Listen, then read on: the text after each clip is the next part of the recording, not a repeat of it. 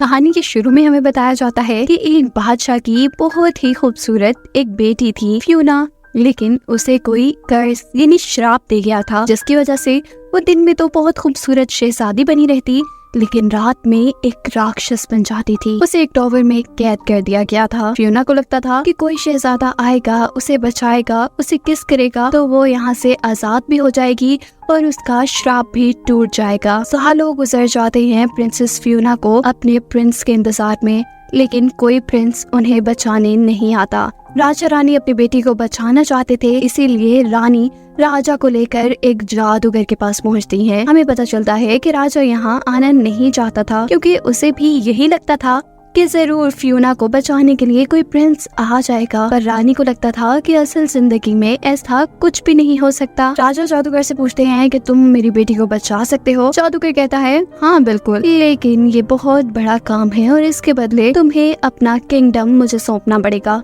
ये सुनकर राजा बहुत ज्यादा गुस्से में आ गए थे।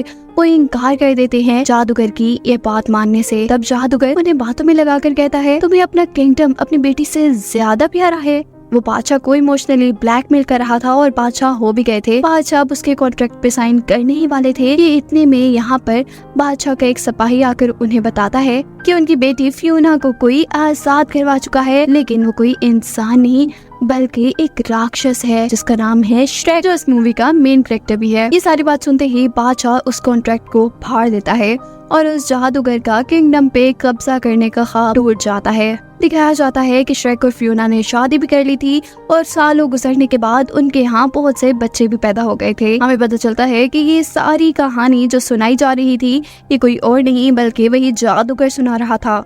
वो असल में एक लाइब्रेरी में बैठा था और गुस्से में इस बुक को फाड़ने लगा था। तभी यहाँ इस लाइब्रेरी का मालिक आता है जो एक लकड़ी से बना पुतला है। ये जादूगर उसे कहता है क्या तुम इंसान बनना चाहते हो? लेकिन इस लड़के को शायद उसकी बात पसंद नहीं आई, क्योंकि उसने तो इसे यहाँ से बाहर फेंक दिया है। अब हमें दिखाया जाता है श्रेक को। श्रेक अपने 3 बच्चों और बीवी के साथ बस जिंदगी गुजार रहा था, लेकिन खुशी से नहीं, क्योंकि उसे पूरा दिन अपने बच्चों के सारे काम करने पड़ते थे, जैसे उन्हें दूध पिलाना, उनका पैम्पर बदलना, और उसे ये सब कुछ बिल्कुल पसंद नहीं था। फ्यूना और श्रेक अपने घर पे रहते हैं, लेकिन क्योंकि आज उनके बच्चों का बर्थडे है, इसीलिए फ्यूना और श्रेक अपने बच्चों को लेकर अपने ड्रैगन के ऊपर बैठकर राजा और रानी के महल जाने का फैसला करते हैं, क्योंकि वहाँ पर बच्चों की पहली बर्थडे मनाई जानी थी। यहाँ पहुँचने पे देखते हैं कि पार्टी की तैयारियां जोरों शोरों पे हैं। सभी यहाँ बहुत खुश हैं सिवाय श्रेक के, जिसके पास उसके 3 बच्चे हैं। वो संभालते संभालते इन बच्चों को आगे बढ़ ही रहा होता है कि यहाँ एक आदमी उसे रोक कर कहता है कि प्लीज गुस्से में चिल्लाओ ना,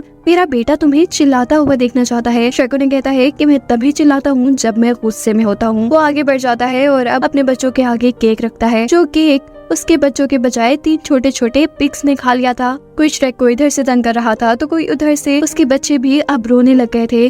उसे इतना ज्यादा गुस्सा आता है कि वो जोर से चिल्लाता है और देखता है कि इस मर्तबा उसके चिल्लाने से कोई भी डरा नहीं था, बल्कि सब तो खुश होकर तालियां बजा रहे थे। इसी दौरान वहाँ पर श्रेक के बच्चों के लिए एक और केक भी आ जाता है, जिसे तोड़कर श्रेक वहाँ से जाने ही वाला था कि यहाँ पर फ्यूना आ जाती है। फ्यूना उसे कहती है कि तुमने जो सब भी किया है वो बिल्कुल ठीक नहीं। श्रेक गुस्से में उसे कहता है कि मैं थक चुका हूँ इस जिंदगी से। मुझे पहले की जिंदगी बहुत याद आती है जब सब मुझसे डरा करते थे। मैं जो चाहता था वो करता था, अपनी मर्जी से अपनी जिंदगी जीता था। फ्यूना यहाँ उसे समझाती है श्रेक तुम गलत समझ रहे हो, तुम्हारी आज की जिंदगी ज्यादा बेहतर है। आज तुम्हारे पास सब है, तुम्हारे अच्छे दोस्त, तुम्हारी बीवी जो तुमसे बहुत प्यार करती है, तुम्हारे बच्चे, एक कंप्लीट फैमिली। पहले तुम अकेले थे। लेकिन श्रेक उसकी बात नहीं मानता और वहाँ से चला जाता है। हम देखते हैं कि ये सारी बातें वो जादूगर भी छुपकर सुन रहा था। अगले सीन में दिखाया जाता है कि श्रेक कहीं जा रहा था तो रास्ते में उसे एक टूटी हुई बग्गी मिलती है। शायद उसका एक्सीडेंट हुआ था, इसके नीचे भी कोई आ गया था। ये और कोई नहीं बल्कि वही जादूगर था जिसकी श्रेक मदद करता है। ये जादूगर श्रेक से कहता है आपने मेरी मदद की है तो इसके बदले में आपको लिफ्ट तो दे ही सकता हूँ। इसीलिए श्रेक उसकी बग्गी में बैठ जाता है। ये दोनों यहाँ पे बहुत ज्यादा बातें करते हैं और श्रेक उसे अपनी पुरानी जिंदगी के बारे में भी बताता है, जहाँ सब लोग उसे डरा करते थे। ये जादूगर कहता है कि अगर तुम अपनी पुरानी जिंदगी जीना चाहते हो तो तुम जी सकते हो। इस काम में मैं तुम्हारी मदद करूंगा। बस मैं तुमसे एक ही चीज मांगूंगा, तुम्हारे बचपन का एक दिन, और उसके बदले तुम्हें यहाँ पर साइन करने होंगे इस कॉन्ट्रैक्ट पर। ये सब करते ही वहाँ सब कुछ बदल जाता है। श्रेक एक नई दुनिया में पहुँच जाता है जहाँ वो दिख रहा था कि अब सब उससे पहले की तरह डर रहे थे। उसे भी बहुत मजा आ रहा था, इसीलिए वो लोगों को और भी ज्यादा तंग करता है और फिर दलदल में जाकर वो अपना दिन एंजॉय करता है। आगे जब श्रेक जंगल में जाता है तो वो वहाँ अपने वांटेड के पोस्टर्स देखता है। ये देखकर उसे बुरा नहीं लगा था, लेकिन वहाँ पर तो फ्यूना के भी यानी उसकी वाइफ के भी वांटेड के पोस्टर्स लगे हुए थे, जो देखकर वो बहुत ज्यादा शॉक हो चुका था। ये सब कुछ देखते ही वो वापस अपने घर की तरफ भागता है, लेकिन उसका घर तो पूरी तरह बर्बाद हो चुका था। वहाँ कोई फ्यूना नहीं थी और इसी दौरान श्रेक को भी कोई पकड़कर यहाँ से ले जा चुका था। दिखाया जाता है कि उसे एक गधा गाड़ी के जरिए जेल पहुँचाया जा रहा है। इस गधा गाड़ी में वही श्रेक का बोलने वाला गधा है। श्रेक जब उससे बात करने की कोशिश करता है तो यहाँ गधा तो उसे पहचान भी नहीं रहा था। गधा उसे कहता है कि मैं तो तुमसे पहली बार मिल रहा हूँ। श्रेक की सारी बातें नहीं समझ पा रहा था। वो डंकी से पूछता है कि आखिर तुम मुझे लेकर कहाँ जा रहे हो। श्रेक बताता है कि तुम्हें एक किंगडम में लेकर जाया जा रहा है जहाँ का मालिक एक जादूगर है। यानी ये उसी जादूगर की बात हो रही है जिसके साथ श्रेक ने कॉन्ट्रैक्ट किया था। यहाँ आकर श्रेक देखता है कि सारे श्रेक जैसे राक्षसों से गधों की तरह काम करवाया जाता है और उसे सबसे पहले लेकर जाया जाता है उसी जादूगर के पास। श्रेक को यहाँ पर देखकर जादूगर बहुत ज्यादा खुश होता है और अपने साथ के जादूगरों से कहता है, देखो ये श्रेक है जिसकी वजह से आज ये सब कुछ पॉसिबल हो पाया है, जिसकी वजह से आज मैं इस किंगडम का राजा हूँ। अब उसकी ये चालाकियाँ थोड़ी थोड़ी श्रेक को समझ आ रही थी। श्रेक उसे कहता है, आखिर तुम ये सब क्यों कर रहे हो। तब जादूगर कहता है, इस सब की तो इजाजत तुम ही ने मुझे दी थी, याद करो उस कॉन्ट्रैक्ट पे साइन नहीं किया तुमने। यही ये जादूगर श्रेक से एक और भी अजीब बात करता है। वो कहता है, मैंने तुमसे जो तुम्हारा बचपन का दिन मांगा था ना, वो मैंने तुम्हारा वो दिन मांगा था जिस दिन तुम पैदा हुए थे, और मैंने तुम्हें पैदा होते ही मार दिया। और आज जिस दुनिया में तुम खड़े हो, इस दुनिया में असल में तुम्हारा कोई वजूद नहीं है, और अगर तुम असल में यहाँ हो ही नहीं तो तुम अपनी वाइफ फ्यूना को भी नहीं बचा पाओगे। वो श्रेक को ये भी बताता है कि उसने यहाँ के असली राजा रानी से भी एक कॉन्ट्रैक्ट करके उन्हें यहाँ से मिटा दिया है, और वो बताता है कि श्रेक भी आज के दिन के बाद हमेशा के लिए मिट जाएगा। उसके पास सिर्फ 24 घंटे थे। ये जानकर श्रेक को बहुत ज्यादा गुस्सा आता है। वो गुस्से में यहाँ के सभी जादूगरों से लड़कर गधे को लेकर यहाँ से बाहर निकल आता है। वो देखता है कि डंकी अभी तक उसे नहीं पहचान पा रहा। यहीं पर श्रेक को अपनी बेटी की एक डॉल मिलती है जिसे पकड़कर वो रोने लगा था। डंकी उसे हैरानी से देख रहा था और उसे कहता है कि मैं पहली मर्तबा किसी राक्षस को रोते हुए देख रहा हूँ। इसके जवाब में श्रेक डंकी को दिखाता है वो कॉन्ट्रैक्ट जो जादूगर ने उसके साथ किया था। वो अब सारी कहानी डंकी को बताने वाला था कि इतने में ही वो कॉन्ट्रैक्ट देखकर डंकी कहता है कि ये जादूगर बहुत चालाक है, उसने तुम्हें भी अपने कॉन्ट्रैक्ट में फंसा लिया। वो हर किसी को अपने कॉन्ट्रैक्ट में फंसा लेता है। डंकी यहाँ श्रेक को ये भी बताता है कि इस कॉन्ट्रैक्ट को तोड़ा भी जा सकता है। वो जल्दी से इस कॉन्ट्रैक्ट को फोल्ड करता है और वहाँ पे लिखा हुआ था ट्रू लव किस। इसका मतलब था कि श्रेक अगर फ्यूना को किस करेगा तो इसका ये सारा श्राप, ये सारा कॉन्ट्रैक्ट टूट जाएगा। ये देखकर वो बहुत ज्यादा खुश होता है और अब डोंकी को लेकर फ्यूना को बचाने के लिए निकल जाता है। लेकिन अब जैसे ही वो उस टावर में पहुंचता है जहां फ्यूना कैद थी, तो देखता है कि वहां तो फ्यूना है ही नहीं। फ्यूना की जगह यहाँ पर उन्हें एक फ्यूना का रुमाल मिला था। श्रेक ये रुमाल डंकी को देता है और कहता है कि इसे सूंघकर मुझे फ्यूना तक पहुंचाओ। उस रुमाल को सूंघते हुए डंकी जंगल में पहुंचा था, जहाँ देखता है श्रेक कि डंकी फ्यूना के पास उसे नहीं लेके आया। यहाँ पे तो कुछ खाना रखा था। श्रेक डंकी को ये खाना खाने से मना करता है, लेकिन डंकी उसकी एक नहीं सुनता और ये खाना खा लेता है। और श्रेक की सोच के मुताबिक बिल्कुल ये एक ट्रैप था जिसमें डंकी फंस गया था। हालांकि श्रेक उसे मना भी कर रहा था। अब उसे बचाने के चक्कर में श्रेक भी उसी ट्रैप के अंदर जाता है और वो दोनों पहुंच जाते हैं श्रेक जैसे ही राक्षसों की एक पूरी कॉलोनी के अंदर। श्रेक को देखकर ये सब उन्हें पकड़ लेते और तभी यहाँ पर इन सब की लीडर आती है। ये और कोई नहीं बल्कि फ्यूना ही थी, जिसे देखकर श्रेक बहुत ज्यादा खुश होता है। श्रेक जैसे ही अब फ्यूना के पास जाता है तो फ्यूना उसे बिल्कुल भी पहचान नहीं रही थी, बल्कि वो तो उसे पाँव मारकर दूर कर देती है। श्रेक उसे बताता है कि वो उसकी बीवी है।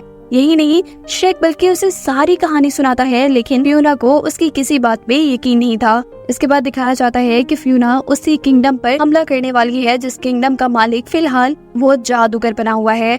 उसी जादूगरों ने इनके जैसे बहुत से राक्षसों को भी पकड़ा हुआ है। फ्योना ने उन्हें भी आजाद करवाना है। दिखाया जाता है कि यहाँ ये जादूगर भी बहुत ज्यादा गुस्से में है क्योंकि श्रेक वहाँ से भाग चुका था। वो अपने बाकी जादूगरों से कहता है जल्दी कोई आइडिया सोचो उसे ढूंढ निकालने का, लेकिन किसी को भी कोई रास्ता समझ नहीं आ रहा। यहाँ श्रेक जाता है फ्योना के कमरे में, जहाँ उसे अपनी पुरानी दोस्त बिल्ली मिलती है जो बहुत ज्यादा मोटी हो चुकी है। श्रेक उसे बात करता है लेकिन वो भी श्रेक को बिल्कुल पहचान नहीं रही। इतने में ही यहाँ पे फ्योना आ जाती है और श्रेक जल्दी से फ्योना को पकड़कर किस करने वाला होता है कि फ्योना यहाँ पर भी उसे अपने कमरे से बाहर निकाल देती है। दिखाया जाता है कि उस जादूगर ने श्रेक को मारने के लिए एक ऐसे जादूगर को हायर किया था जो अपनी बांसुरी बजाकर लोगों पे जादू किया करता था।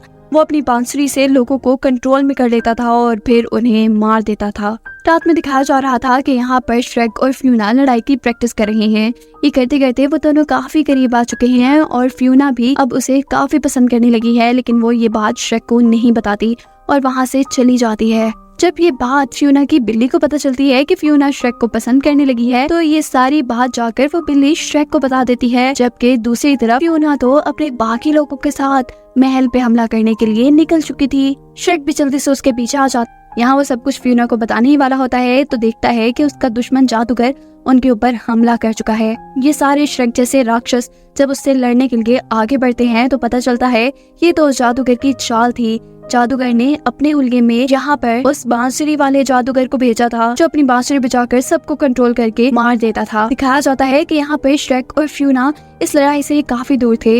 मौके का फायदा उठाकर श्रेक ने फ्योना को सारी कहानी भी सुना दी थी और इस वक्त फ्योना को भी उस पर यकीन आ ही रहा था। इससे पहले कि वो दोनों किस कर पाते, वो बांसुरी वाला आदमी बांसुरी बजाकर इन दोनों को अपने कंट्रोल में कर लेता है और ये दोनों डांस करते करते उसके पास आने लगते हैं। इससे पहले कि ये जादूगर इन दोनों को लेकर महल चला जाए, पुज और डंकी यहाँ इन दोनों को बचाकर कहीं और ले जाते हैं। यहाँ से काफी दूर आने पर फ्योना इन सब पे बहुत गुस्सा थी। उसे तो अपने लोगों को बचाना था, वो यहाँ क्यों आ गई थी। तब श्रेक उसे रोककर कहता है ये सब कुछ बिल्कुल ठीक हो जाएगा, घबराओ नहीं फ्योना, मेरा यकीन करो, तो मुझे किस करोगी तो ये सब बिल्कुल ठीक हो जाएगा। उसकी बात मानकर फ्योना जब उसे किस करती है तो यहाँ कुछ भी ठीक नहीं हुआ था। वो कहती है कि ये सब कहानियां हैं, मैं हजारों साल तक उस टावर के अंदर कैद रही, कोई मुझे बचाने नहीं आया और आखिर खुद ही मैंने अपने आप को बचाया। फ्योना के यहाँ से जाने के बाद श्रेक यही सोच रहा था कि आखिर जादू टूटा क्यों नहीं। तब उसे याद आता है कि फ्योना ने तो उसे गुस्से में किस किया है, उसके प्यार से किस करने पे ये सब ठीक होगा। और अब तो टाइम भी काफी कम रह गया है, अगर जल्द ही फ्योना ने उसे किस ना किया तो सुबह तक वो हमेशा के लिए इस दुनिया से गायब हो जाएगा। दिखाया जाता है कि महल में उस जादूगर ने ये ऐलान कर दिया था कि जो भी श्रेक को पकड़ के लेके आएगा उसे एक बहुत बड़ा इनाम दिया जाएगा। इस इनाम के लालच में बहुत से लोग नकली श्रेक को पकड़ के बादशाह के महल ले आते हैं। ये बात जैसे ही श्रेक को पता चलती है कि उसके पकड़े जाने पे एक बहुत बड़ा इनाम है और वो इनाम एक डील ऑफ लाइफ है, यानी जो भी श्रेक को पकड़ के लेके आएगा वो जादूगर से अपनी लाइफ में कुछ भी मांग सकता है। ये सोचते हुए श्रेक अब खुद महल में जाता है और उस जादूगर से कहता है क्योंकि मैं अपने आप को खुद यहाँ पे लेके आया हूँ इसीलिए डील ऑफ लाइफ का हकदार मैं हूँ। जादूगर कहता है अच्छा चलो ठीक है, तो बताओ तुम मेरे से क्या डील करना चाहोगे। श्रेक कहता है कि ठीक है, मैं तुमसे डील करता हूँ कि तुम सारे राक्षसों को छोड़ दो और क्योंकि फ्योना भी एक राक्षस है तो वो भी बच जाएगी। श्रेक और जादूगर ने डील तो कर ली थी, लेकिन इसके बाद जादूगर श्रेक को दिखाता है कि फ्योना उस डील की मदद से आजाद नहीं हुई क्योंकि फ्योना एक पूरी तरह राक्षस नहीं है, वो आधी इंसान और आधी राक्षस है। अब सारे ओगर तो बच चुके थे लेकिन श्रेक और फ्योना उस जादूगर की कैद में थे। सुबह भी जल्द होने वाली थी और श्रेक हमेशा के लिए इस दुनिया से गायब हो जाता। कि दूसरी तरफ हम देखते हैं कि श्रेक का डोंकी और वो बिल्ली मिलकर श्रेक और फ्योना को बचाने की प्लानिंग कर रहे थे।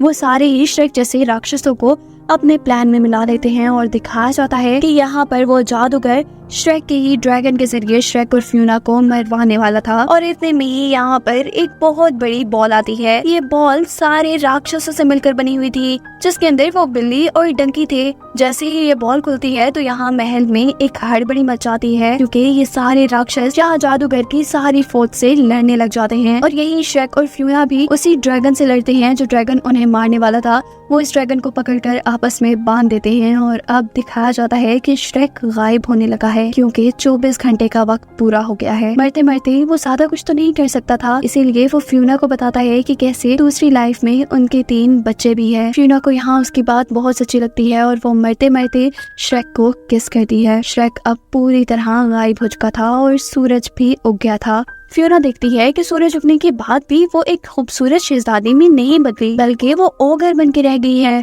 इसका मतलब था कि उसका कर्ज यानी उसका श्राप टूट गया, वो भी श्रेक की वजह से। लेकिन क्या श्रेक का श्राप खत्म हुआ था उस किस्से? दिखाया जाता है कि अचानक से इस दुनिया में एक एक करके सभी लोग गायब होने लगे थे। यही नहीं बल्कि ये सारी दुनिया भी गायब हो गई थी और अब श्रेक अपनी दुनिया में दिखाया जा रहा था अपने बच्चों की बर्थडे पार्टी में। यानी उस किसने श्रेक पे भी काम किया था और श्रेक का भी श्राप टूट गया था। वो मरने के बजाय अपनी असली दुनिया में वापस आ गया था। इस जगह आकर वो बहुत जोर से चिल्लाता है और यहाँ सभी लोग उसके चिल्लाने पे हंसने लग जाते हैं। उसे यकीन आ जाता है कि वो अपनी दुनिया में ही है। यहाँ वो फ्यूना को देखकर जल्दी से गले लगाता है और अपने बच्चों को भी वो जल्दी से गले लगा चुका था क्योंकि जो कुछ उसने अभी देखा था उस सब के बाद उसे अपनी फैमिली की कदर महसूस होने लगी थी। अब ये सब कुछ ऐसे ही रहने वाला था। श्रेक मिलकर अपने बच्चों की बर्थडे सेलिब्रेट करता है और खुशी खुशी ये कहानी यही खत्म हो जाती है।